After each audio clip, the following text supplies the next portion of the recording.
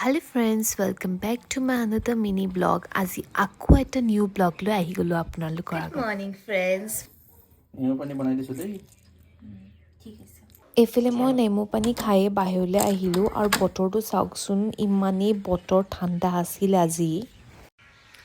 বাহিৰত বহুত ঠাণ্ডা আৰু যিহেতু মানুহজন জিম যাব ওলাইছে সেইটো কাৰণে মই দৌৰা-দৌৰি আহি কিনে ব্লেক কফি একাপ বনালোঁ তেওঁৰ কাৰণে।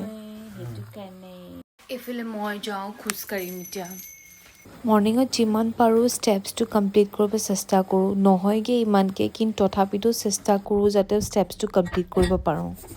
খোজকাঢ়ি মেলি ফ্ৰেছন আপ হৈ এইফালে আহিলোঁ মই কিটচেনত যিহেতু লাঞ্চ বনাবলৈ কাৰণেও টাইম হৈ গ'ল সেইটো কাৰণে প্ৰথম মই গেছ ষ্ট'ভটো প্ৰথমতে মুচি লৈছোঁ ভালকৈ যিহেতু মোৰ সেইটো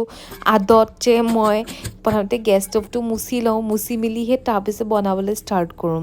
আৰু এইফালে মই হাজবেণ্ডৰ কাৰণে কণী বইল কৰিবলৈ দি দিলোঁ গেছত আৰু এইফালে মই মাছৰ বইল বনাইছোঁ আজি মই যেতিয়াই মাছৰ বইল বনাওঁ নহয় কেৰাহীখন মানে ইমান কালাৰফুল হৈ যায় ৰেড গ্ৰীণ মানে চবফালে কালাৰফুল হৈ যায় দেখি যে ইমান ভাল লাগে নহয় আৰু এইফালে মই মোৰ এগ বইল হৈ গ'ল সেইফালে হাজবেণ্ড আহিলে আৰু তেওঁকো দি দিলোঁ খাবলৈ কাৰণে ইভিনিং মোৰ ইমান চাট খাবলৈ মন গৈছে সেইটো কাৰণে ইয়াত DS চাট হাউচলৈ আহিলোঁ আৰু এইফালে হাজবেণ্ডে খালে পাও ভাজি মই চাওমিন লগতে পাপৰি চাট খালোঁ